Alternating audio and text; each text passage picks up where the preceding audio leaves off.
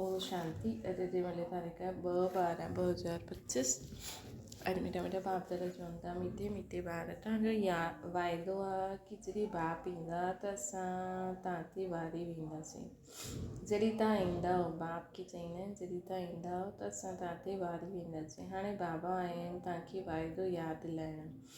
प्रश्न की मुख्य विशेषता के कारण पूज्य सिर्फ़ देवताउनि खे ई चई सघंदा आहिनि। उत्तर, देवताउनि जी विशेषता आहे जो कॾहिं कंहिंखे यादि न कंदा आहिनि, न बाप खे यादि कंदा आहिनि, न के चित्रनि खे यादि कंदा आहिनि। इन करे उन्हनि खे पूज्य चईंदासीं। हुते सुख ई सुख हूंदो आहे, इन करे कंहिंखे यादि करण जी दरकार ई न हूंदी आहे। हाणे तव्हां ॿार हिकु बाप जी यादि में ईअं पूज्य पावन ठहिया आहियो जो पोइ यादि करण जी दरकार ई न रहंदी। ओम शांति। मिठे रूहानी ॿार, हाणे रूहानी आत्मा त न चईंदासीं न, रूह अर्थात आत्मा हिकु ई ॻाल्हि आहे। रूहानी ॿारनि प्रति बाबा सम्झाईंदा आहिनि, अॻियां कॾहिं बि आत्माउनि खे परम पिता परमात्मा ज्ञान न ॾिनो हुई। बाबा ख़ुदि चईंदा आहिनि, मां हिकु ई बार कल्प जे पुरुषोत्तम संगम युग ते ईंदो आहे, ईअं ॿियो कोई चई न सघे। सॼे कल्प में सिवाइ संगम जे बाबा ख़ुदि कॾहिं ईंदा न आहिनि। बाप संगम ते ई ईंदा आहिनि, जबकि भक्ति पूरी थींदी आहे ऐं बाप वरी ॿारनि खे वेही ज्ञान ॾींदा आहिनि। हाणे भक्ति पूरी थींदी आहे, बाबा ॿारनि खे वेही ज्ञान था ॾियनि। पंहिंजी खे आत्मा सम्झी बाप खे यादि करो। इहे कई ॿारनि जे लाइ ॾाढो मुश्किल लॻंदो आहे ॾाढो सहज, परंतु बुद्धि में ठीक रीति वेंदो न आहे त घड़ी सम्झाईंदा रहंदा आहिनि, सम्झाईंदे उहे बि न सम्झंदा आहिनि। स्कूल में टीचर 12 मास पढ़ाईंदा आहिनि, वो बि कोई नापास थी वेंदो आहे। इहे बेहद जो बाप बि रोज़ु ॿारनि खे पढ़ाईंदा आहिनि, पोइ बि कोई खे धारणा थींदी आहे, कोई भुलिजी वेंदा आहिनि। मुख्य ॻाल्हि त इहा ई सम्झाइबी आहे कि पंहिंजी खे आत्मा सम्झो, बाप खे यादि करो। बाबा ही चईंदा आहिनि, मामेकम यादि करो। ॿियो कोई मनुष्य मात्र कॾहिं चई न सघे। बाप चईंदा आहिनि, मां हिकु ई बार ईंदो आहे, कल्प खां पोइ संगम युग ते हिकु बार तव्हां ॿारनि खे सम्झाईंदो आहे। तव्हां ही इहे ज्ञान प्राप्त कंदा आहियो, ॿियो कोई वठंदा ई न आहे। प्रजापिता ब्रह्मा जा त मुखवंशावली ब्राह्मण इन ज्ञान खे सम्झंदा आहियो, ॼाणंदा आहियो। कल्प पहिरियों बि बाबा इन संगम ते ज्ञान ॿुधाइण आया हुया। तव्हां ब्राह्मणनि जो ई पार्ट हुयो न, इन वर्णनि में बि फिरणो त ज़रूरु आहे। ॿियो कोई धर्म वारा इन वर्णनि में न ईंदा आहिनि, भारतवासी इन वर्णनि में ईंदा आहिनि। ब्राह्मण बि भारतवासी ठहींदा आहिनि, इन करे बाप खे भारत में ई अचिणो पवंदो आहे। तव्हां आहियो प्रजापिता ब्रह्मा जे मुख वंशावली ब्राह्मण। ब्राह्मणनि खां पोइ देवता ऐं क्षत्रिय कोई ठहींदो न आहे। तव्हांखे त ब्राह्मण ठाहींदा आहिनि, पोइ तव्हां देवता ठहींदा आहियो। उहो ई पोइ धीरे धीरे कला कम थींदी आहे त पोइ क्षत्रिय चईंदा आहियूं। क्षत्रिय ऑटोमेटिकली ठहिणो ई आहे। बाबा त अची करे ब्राह्मण ठाहींदा आहियूं, पोइ ब्राह्मण खां देवता क्षत्रिय टे धर्म हिकु बाप हाणे स्थापना कंदा आहिनि। हीअं न कि सत्युग त्रेता में वरी ईंदा। मनुष्य न सम्झण जे कारण चई ॾींदा आहिनि, सत्युग त्रेता में बि ईंदा आहिनि। बाबा चईंदा आहिनि, मां युगे युगे ईंदो न आहियां, मां ईंदो आहियां हिकु बार कल्प जे संगम युग। तव्हांखे मां ब्राह्मण ठाहींदो आहियां प्रजापिता ब्रह्मा द्वारा। मां त परमधाम खां ईंदो आहियां। अच्छा, ब्रह्मा किथां खां ईंदो? ब्रह्मा त 84 जन्म वठंदा आहिनि, मां न वठंदो आहियां। ब्रह्मा सरस्वती सो पोइ विष्णु जा 2 रूप श्री लक्ष्मी नारायण ठहींदा आहिनि।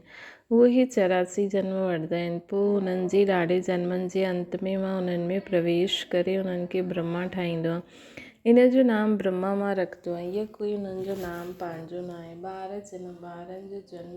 जो जन्म थींदो आहे त छठी कंदा आहिनि, जनम ॾींहुं मल्हाईंदा आहिनि। इन्हनि जी जनम पत्री जो नाम त लेखराज आहे, उहो त नंढेपण जो हुयो न, हाणे नाम बदिलियो आहे। जबकि हिननि में बाबा प्रवेश कयो आहे संगम ते, सो बि नाम बदिलंदा आहिनि तॾहिं जॾहिं इहा वानप्रस्थ अवस्था में आहिनि। उहो सन्यासी त घर बार छॾे हली वेंदा आहिनि, तॾहिं नाम बदिलंदो आहे। इहे त घर में रहंदी आहे, इन्हनि जो नाम ब्रह्मा रखियो छो जो ब्रह्मण खपे न। तव्हांखे पंहिंजो ठाहे करे पवित्र ब्रह्मण ठाहींदो आहे। पवित्र ठाहिबो आहे, ईअं न कि तव्हां जनम सां ई पवित्र आहियो। तव्हांखे पवित्र ठहिण जी शिक्षा मिलंदी आहे। कीअं पवित्र ठहींदा आहियो उहा मुख्य ॻाल्हि आहे। तव्हां ॼाणंदा आहियो भक्ति मार्ग में पूज्य हिकु बि न आहे। मनुष्य गुरू आदिनि जो जीअं अॻियां मथो टेकंदा आहिनि छो जो उहो घर बार छॾे पवित्र ठहींदा आहिनि। बाक़ी उन्हनि खे पूज्य न चईंदासीं। पूज्य उहा जो कंहिंखे यादि ई न करनि, है न। सन्यासी त भले उहो पवित्र आहिनि लेकिन पूज्य कंहिंखे चईंदासीं जो कंहिंखे यादि ई न करनि। सन्यासी माण्हू ब्रह्म तत्व खे यादि कंदा आहिनि, प्रार्थना कंदा आहिनि। सत्युग में कोई खे यादि न कबो आहे, है न। सत्युग में कंहिंखे कोई यादि न कंदा आहिनि। हाणे बाप चईंदा आहिनि तव्हांखे यादि करिणो आहे हिक खे, उहो त आहे भक्ति। तव्हांजी आत्मा बि गुप्त आहे। आत्मा खे यथार्थ रीति कोई ॼाणंदो न आहे। सत्युग त्रेता में शरीरधारी, सत्युग त्रेता में शरीरधारी पंहिंजे नाम सां पाठ वॼाईंदा आहिनि। सत्युग त्रेता में शरीरधारी पंहिंजे नाम सां पाठ वॼाईंदा आहिनि, मतिलबु शरीर में हूंदे। नाम बग़ैर त पाठधारी थी न सघे न, किथे बि हुजे शरीर ते नाम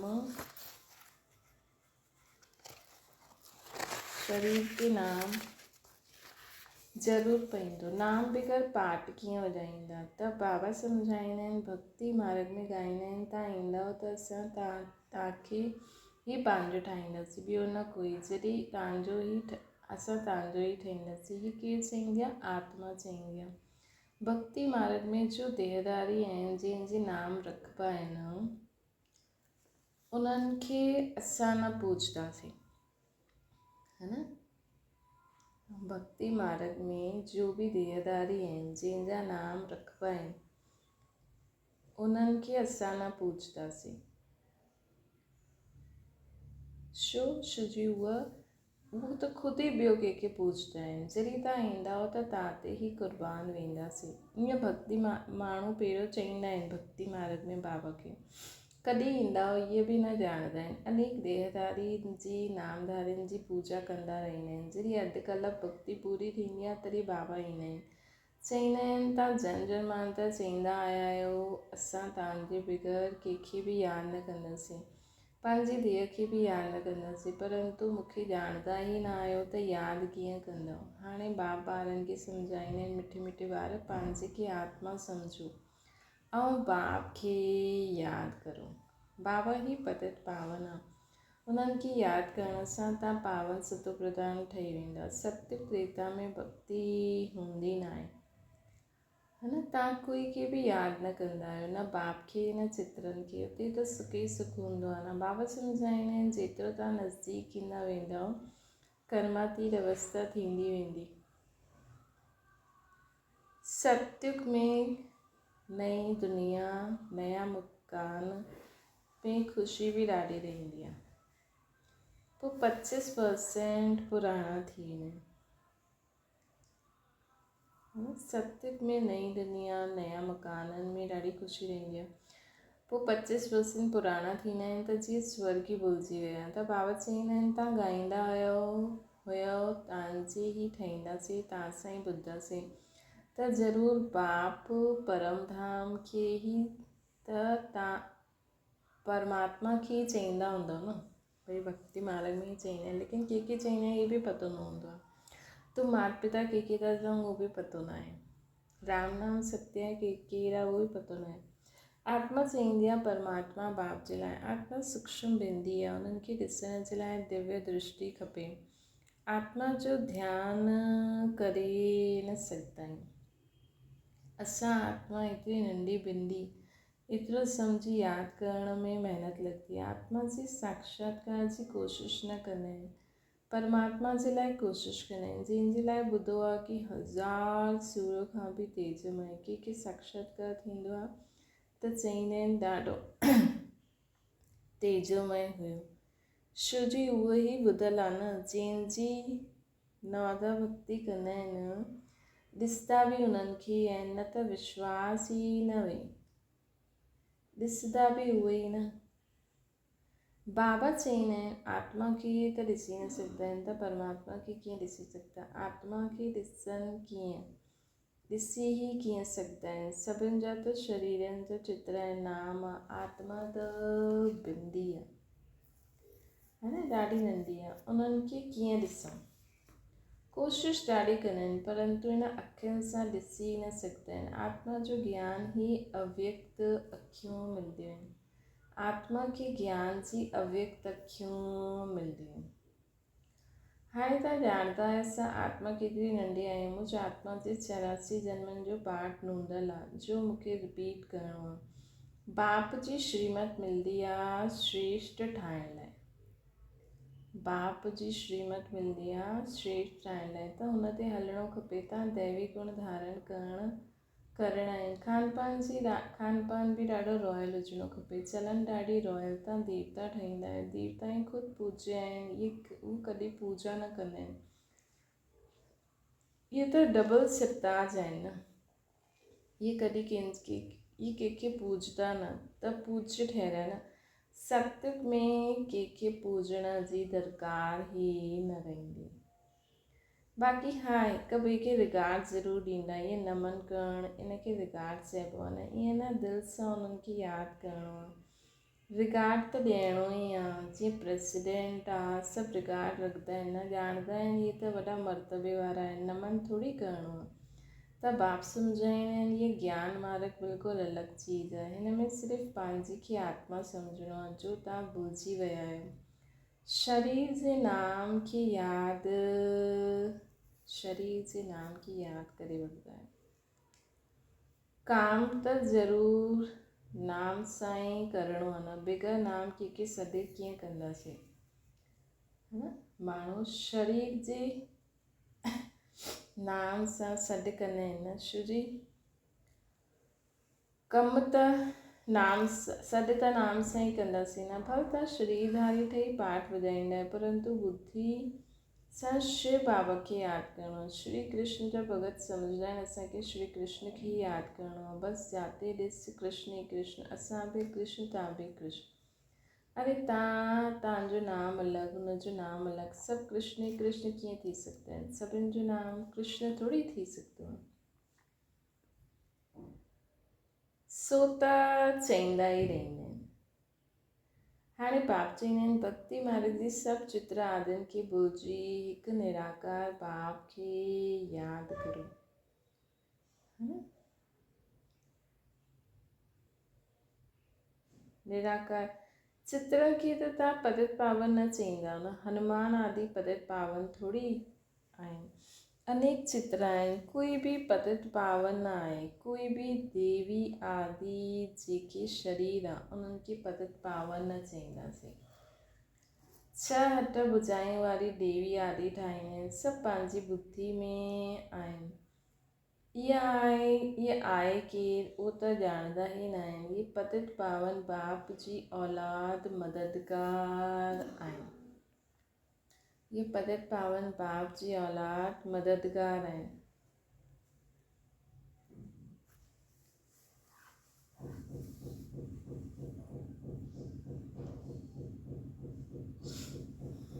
छह अठ भुजाएं वारी देवी आदि ठाहींदा आहिनि, सभु पंहिंजी बुद्धि सां। ये केरु आहिनि उहे ॼाणंदा ई न आहिनि। ये पतित पावन बाप जी औलाद आहिनि, ये कंहिंखे पतो न आहे। तव्हांजो रूप त ॾाढी साधारण ई आहे, उहो त असांजे अंदरि जॾहिं बाबा जी शक्ति ईंदी आहे न त उन शक्तियुनि जो उन्हनि खे साक्षात्कार थींदो आहे, त उहो अहिड़ा रूप ठाहे छॾींदा आहिनि। इहे शरीर त विनाश थी वेंदो न, ईअं न की तव्हांजे चित्र आदि रहंदा, इहे सभु ख़तमु थी वेंदा। वास्तव में देवियूं त तव्हां आहियो न, नाम बि चइबो आहे न, सीता देवी, फलानी देवी, राम देवता न चईंदा, राम देवता न चईंदासीं, फलानी देवी व श्रीमती चई ॾींदा आहिनि, उहो बि रॉन्ग आहे। जॾहिं पावन ठहिण, है न, चईंदा आहिनि न दुनिया में, ॾिसो कहिड़ी कीअं न दुनिया में इहे त चईंदा आहिनि अरे देवी, है न, लेकिन ईअं थोरी चईंदा आहिनि कि पुरुषनि खे थोरी चईंदा आहिनि अरे देवता। है ना, वो पंहिंजे नाम जे अॻियां न लॻाइनि। श्री फलानी देवी श्रीमती चईंदा आहिनि, श्री चई ॾींदा, लेकिन देवता न चईंदा आहिनि। परंतु इहे सभु रॉन्ग आहे। श्री त देवी देवता, श्री टाइटल त सत्यवासी हूंदा, श्री शेषव बाबा आहे। हाणे पावन ठहिण लाइ पुरुषार्थ त ज़रूरु करिणो आहे। तव्हां चईंदा बि आहियो पदत खां पावन ठाहियो, ईअं न चईंदा आहियो की असांखे लक्ष्मी नारायण ठाहियो, ईअं थोरी चईंदा आहिनि बाबा खे पदत खां पावन। पोइ जो जेतिरो पावन ठहियो उन अनुसार उन्हनि खे पद मिलंदो। पदत खां पावन बि बाप ठाहींदा आहिनि, नर सां नारायण बि उहो ई ठाहींदा आहिनि, नर सां नारायण बि उहे ई ठाहींदा आहिनि। उहो माण्हू पतित पावन निराकार खे चई ॾींदा आहिनि, हा न। ऐं सत्यनारायण जी कथा ॿुधण वारा पोइ ॿियो ॾेखारींदा आहिनि, ॿुधाइण वारा पोइ ॿियो ॾेखारींदा आहिनि, लेकिन सत्यनारायण जी कथा बि बाबा ई ॿुधाईंदा आहिनि। नर सां श्री नारायण, नारी सां श्री लक्ष्मी भी बाबा ई ठाराईंदा आहिनि। ईअं त न बाबा सत्यनारायण जी कथा ॿुधाए करे अमर ठाहियो, नर सां नारायण ठाहियो, ईअं थोरी चईंदा आहिनि। ईअं त चईंदा न आहिनि न शिव बाबा खे कि अची करे नर सां नारायण ठाहियो, सत्यनारायण जी कथा ॿुधायो, है न। बसि ईअं चईंदा आहिनि अची करे पावन ठाहियो। पर बाबा चईंदा आहिनि इहे ज्ञान त सत्यनारायण जी कथा बि आहे, तीजड़ी जी कथा बि आहे, अमर कथा बि आहे। बाबा ही सत्यनारायण जी कथा ॿुधाए करे असां सभिनि खे पावन ठाहींदा आहिनि,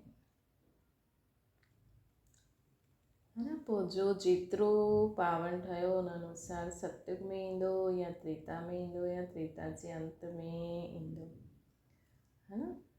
जो स्वपुरुषार्थ सां ठहींदा उहो अॻियां ईंदा, जो मार खाई करे ठहींदा उहो पुठियां ईंदा, जो पढ़ाई लिखाई बि न कंदा, बाबा खे ॼाणंदा बि न, अंत में मार खाई करे वेंदा, उहा मुक्तिधाम वासी द्वापर कलयुग में ईंदा। पावन त बाबा खे सभिनि खे ई ठाहियो आहे। तव्हां पोइ ॿियनि खे सत्य कथा ॿुधाईंदा आहियो, पोइ असां ॿियनि खे ॿुधाईंदा आहियूं, ॿियो कोई ॼाणे न सघे, तव्हां ई ॼाणंदा आहियो। पर तव्हांजे घर में मित्र संबंधी आदि आहिनि, परंतु उहो बि सम्झंदा थोरी आहिनि, है न, कि हाणे बाबा असांखे पावन ठाहिणा आहिनि। अच्छा, मीठे मीठे सिखियलु ॿारनि प्रति माता पिता बाप दादा जो यादि प्यार और गुड मॉर्निंग। रूहानी बाप जी सभिनि रूहानी ॿारनि खे नमस्ते। संजी भी रूहानी माता पिता बाप दादा खे यादि प्यार गुड मॉर्निंग और नमस्ते। धारणा जे लाइ मुख्य साथ स्वयं खे श्रेष्ठ ठाहिण लाइ बाप जी जो श्रीमत मिलंदी आहे उन्हनि ते हलणो आहे। दैवी गुण भी धारण करणा आहिनि। खान पान चलन सभु रॉयल रखिणो। श्रेष्ठ ठाहिण लाइ बाप जी जो श्रीमत मिलंदी आहे उन ते हलो, बाप जी श्रीमत ते हलणो आहे। दैवी गुण धारण करणा आहिनि, खान पान चलन सभु रॉयल रखणी आहे। हिक ॿ खे यादि न करिणो आहे, लेकिन रिगार्ड ज़रूरु रखिणो आहे। पावन ठहिण जो पुरुषार्थ करिणो बि आहे ऐं कराइणो बि आहे। वरदाना नीरस वातावरण में ख़ुशी जी झलक जो अनुभव कराइण वारा एवर हैप्पी ठहो। एवर हैप्पी अर्थात सदा ख़ुशि रहण जो वरदान जे ॿारनि खे प्राप्त आहे। वो दुख जी लहर उत्पन्न करण वारे वातावरण में, नीरस वातावरण में, अप्राप्ति जो अनुभव कराइण वारे वातावरण में भी सदा ख़ुशि रहंदा। दुख जी लहर वारो, नीरस वारो, अप्राप्ति वारो, अहिड़े सभु प्रकार जे वातावरण में बि उहे सदा ख़ुशि रहंदा ऐं पंहिंजी ख़ुशी जी झलक सां दुखी उदासी जे वातावरण खे परिवर्तन कंदा। जीअं सूर्य अंधकार खे परिवर्तन करे छॾींदो आहे। अंधकार जे विच रोशनी करणो आहे, अशांति जे अंदरि शांति लाइणी आहे, है न। अंधकार जे विच रोशनी करणी आहे, अशांति जे अंदरि शांति लाइणी आहे। नीरस वातावरण में ख़ुशी जी झलक लाइण हिनखे चइबो आहे एवर हैप्पी। वर्तमान समय इन सेवा जी ॾाढी आवश्यकता आहे। स्लोगन आहे अशरीरी उहो आहे जंहिं शरीर जी कोई बि आकर्षण पंहिंजी तरफ़ आकर्षित न करे। अशरीरी उहो आहे जंहिंखे शरीर जी कोई बि आकर्षण जंहिंखे शरीर जी कोई बि आकर्षण पंहिंजी तरफ़ आकर्षित न करे। मतलब देह जे संबंध पदार्थ वस्तु वैभव धन संपत्ति कोई भी उनके आकर्षित न करे। बसि मां आत्मा ऐं बाबा ऐं पंहिंजे बाबा जे ज्ञान मनन चिंतन में मस्तु रहे। अहिड़ी आत्मा खे चईंदासीं अशरीरी। पर ॻाल्हियूं अहिड़ियूं ईंदियूं, आवाज़ अहिड़ियूं ईंदियूं जो असांखे हेठि लाहिण जी कोशिशि कंदियूं, लेकिन असां हुननि ते ध्यानु ॾेई करे सदा बाबा ऐं ज्ञान जे मनन चिंतन में रहो। अव्यक्त इशारो आहे। कर्मातीत जो अर्थ इहो न कि कर्म जे अतीत थी वञो, कर्म सां न्यारो न थियणो, कर्म बंधन में फसण सां न्यारो थियणो, इनखे चइबो आहे कर्मातीत। कर्म योगी जी स्थिति कर्मातीत स्थिति जो अनुभव कराईंदी। कर्म योगी योग जी स्थिति बाबा खे यादि करे कर्म कंदासीं न, त असां कर्म कंदे बि हुनजे बंधन में न फंसंदासीं, अर्थात कर्मातीत स्थिति जो अनुभव कराईंदी। ये कर्म योगी स्थिति अति न्यारी ऐं प्यारी स्थिति आहे। बाबा जी यादि में रही करे कर्म कंदासीं त हिकदमि देहवान सां बि परे थी वेंदासीं। ॾाढी न्यारी ऐं प्यारी स्थिति हूंदी आहे। इन खां कोई बि वॾो महिनत जो कार्य बि हुजे, लेकिन हीअं लॻंदो जीअं कमु न आहे, इहे हिकु खेल था करो। अच्छा, ओम शांति। बाबा खे यादि करो।